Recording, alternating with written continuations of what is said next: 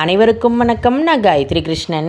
இன்றைக்கி நம்ம ராகி மாவோட ரவை சேர்த்து சூப்பரான ஒரு டிஃபன் ரெசிபி ஃப்ரெண்ட்ஸ். இப்படி ஒரு தடவை நீங்கள் ராகி மாவை வச்சு ட்ரை பண்ணிங்கன்னா ஹெல்த்தியாகவும் இருக்கும், அட் த சேம் டைம் ரொம்ப டேஸ்டியாகவும் சாப்பிட்லாம். வாங்க எப்படி செய்கிறதுன்னு வீடியோக்குள்ளே போய் பார்க்கலாம்.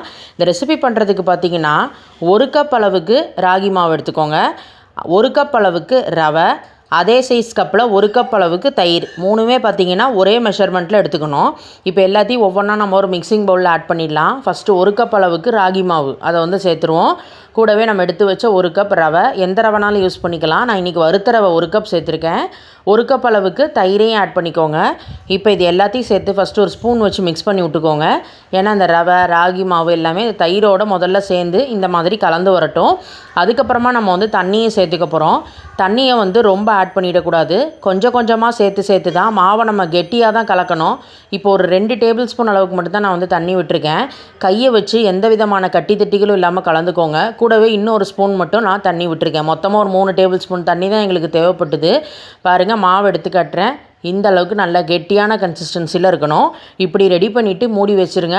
அரை மணி நேரம் ஊறணும். ரெசிபிக்கு ரொம்ப முக்கியமே மாவு ஊறுறது தான். அதனால் ஒரு 1/2 ஹவர்லேருந்து 1 மணி நேரத்துக்குள்ளே நீங்கள் ஊற விட்டுக்கலாம். இங்கே பார்த்தீங்கன்னா பேனில் ஒரு 2 டேபிள் ஸ்பூன் எண்ணெய் விட்டுக்கோங்க. எண்ணெய் ஹீட் ஆனதுக்கப்புறம் ஃபஸ்ட்டு நம்ம இதில் கொஞ்சமாக கடுகு ஆட் பண்ணிடலாம். கடுகு லேசாக வெடிக்க ஆரம்பித்ததும் உளுத்தம்பருப்பு சேர்த்துக்கோங்க. ஒரு 1/2 ஸ்பூன் அளவுக்கு கடலைப்பருப்பு அதையும் ஆட் பண்ணிவிடுங்க. கொஞ்சமாக ஜீரகத்தையும் சேர்த்துருவோம். இப்போ இது எல்லாத்தையும் சேர்த்துட்டு ஒரு தடவை கலந்து விட்டுருங்க. பருப்பெல்லாம் லேசாக அப்படியே செவக்க தாளித்து வறுபட்டு வரட்டும். இந்த அளவுக்கு எல்லாம் சேர்த்து கலந்ததுக்கப்புறம் இப்போ இதில் ஒரு சின்ன துண்டு இஞ்சியை துருவலாக ரெடி பண்ணியிருக்கோம். இஞ்சி துருவல் அதை உள்ளே சேர்த்துக்கலாம். ஒரு பச்சை மிளகாயை பொடியாக கட் பண்ணி போட்டுக்கோங்க. உங்கள் காரத்துக்கு ஏற்றவாறு நீங்கள் சேர்த்துக்கலாம். கூடவே கொஞ்சம் கருவேப்பிலை எல்லாத்தையும் சேர்த்துட்டு கலந்து விட்டுருங்க. எல்லாம் சேர்ந்து மிக்ஸ் பண்ணதுக்கப்புறம் வெங்காயம் சேர்த்துக்க போகிறோம். ஒரு பெரிய சைஸ் வெங்காயத்தை பொடியாக கட் பண்ணி வச்சுருக்கோம். அதையும் உள்ளே சேர்த்துட்டு மிக்ஸ் பண்ணி விட்டுருங்க. வெங்காயம் ஒரு 2-3 நிமிஷம் நல்லா கண்ணாடி பதம் ஆற அளவுக்கு வதங்கி வரட்டும். இந்த அளவுக்கு வதங்கி வந்ததுக்கப்புறம் ஒரு 1/4 ஸ்பூன் அளவுக்கு மஞ்சள் தூள், வெங்காயத்துக்கு மட்டும் எவ்வளோ உப்பு தேவையோ அதை ஆட் பண்ணிவிட்டு மிக்ஸ் பண்ணி விட்டுருங்க. வெங்காயம் நல்லா சுருளை வதங்கி வரட்டும். அப்படியே லோ ஃப்ளேம்லேயே விட்டுறலாம். இப்போ இதில் நம்ம உருளைக்கிழங்கு சேர்த்துக்க போகிறோம். பாருங்கள், நான் இன்றைக்கி உருளைக்கிழங்கை இந்த மாதிரி க்யூபாக கட் பண்ணி தோலெல்லாம் ரிமூவ் பண்ணிவிட்டு உப்பு மஞ்சப்பொடி இதுக்கு தனியாக போட்டாச்சு, வேக வச்சு எடுத்து வச்சுருக்கோம். இப்போ இந்த பொட்டேட்டோவை ஒரு மிக்சிங் பவுலில் மாற்றிட்டு இதை நம்ம மேஷ் பண்ணி எடுத்து வச்சுக்கலாம். இப்போ வெங்காயம் சுருளை வதங்கினதுக்கப்புறம் மேஷ் பண்ணி வச்ச பொட்டேட்டோவை அப்படியே இதில் நம்ம ஆட் பண்ணிவிட்டு எல்லாத்தோடு சேர்த்து கலந்து ஒரு 2-3 நிமிஷம் அப்படியே விட்டுருங்க. அப்போ தான் அந்த பேனோட நல்லா சேர்ந்து இன்னுமே நல்லா திக்கான கன்சிஸ்டன்சிக்கு வரும். அப்படியே சேர்த்து கலந்து விட்டுருங்க. பாருங்கள், இந்த மாதிரி இருக்கணும். கரெக்டான கன்சிஸ்டன்சியில் இருக்குது. இப்போ இதை ஒரு தட்டுக்கு மாற்றி கொஞ்சம் ஆற விட்டுருங்க. அது ஆறுறதுக்குள்ளே பார்த்தீங்கன்னா இங்கே நான் ஒரு 1/2 ஹவர் மாவு ஊறட்டும்னு சொல்லியிருந்தேன். ஆனால் நான் ஒரு 1 மணி நேரமே ஆயிடுச்சு. 1 மணி நேரமே மாவு ஊறியாச்சு. பாருங்கள், கன்சிஸ்டன்சி ஊறினதுக்கு அப்புறமும் பர்ஃபெக்டாக இருக்குது. இந்த மாதிரி தான் இருக்கணும். இப்போ இதில் இன்னும் இந்த டிஃபனுக்கு நம்ம உப்பு போடலை. உப்பு போட்டுட்டு கூடவே ஒரு 1/4 ஸ்பூன் அளவுக்கு பேக்கிங் சோடாவும் ஆட் பண்ணிக்கிறேன். எல்லாத்தையும் சேர்த்துட்டு கலந்து விட்டுருங்க. நல்லா அடித்து கலந்து விட்டுக்கோங்க. இப்போ இந்த மாவை நம்ம கப்பில் விட போகிறோம். பாருங்கள், நான் இன்றைக்கி ஒரே சைஸ் கப்பாக ஒரு 3 கப் எடுத்து வச்சுருக்கேன். கப்பில் ஒரு ஸ்பூன் எண்ணெயை விட்டுருங்க. அந்த கப்பு ஃபுல்லாக எண்ணெயை அப்படியே ஸ்ப்ரெட் பண்ணி விட்டுக்கணும். நீங்கள் நல்லா கையை வச்சு கப்பெல்லாம் ஸ்ப்ரெட் ஆகிற மாதிரி தேய்ச்சி விட்டுக்கோங்க. இப்போ நம்ம ரெடி பண்ணி வச்ச மாவை பார்த்தீங்கன்னா ஒரு கரண்டி மட்டும் எடுத்து நீங்கள் அடியில் அந்த கப்புக்கு அடியில் விட்டுருங்க. இந்த அளவுக்கு விட்டால் போதும். இப்போ இதுக்கு மேலே நம்ம ஸ்டஃபிங்கை உள்ளே வைக்க போகிறோம். இந்த ரெசிபி பார்த்திங்கன்னா நம்ம கப்பில் அழகாக ராகி மாவை வச்சு ஒரு ஸ்டஃபிங் மாதிரி டிஃபன் தான் நம்ம இன்றைக்கி ரெடி பண்ண போகிறோம். ரொம்ப டேஸ்ட்டாக இருக்கும்.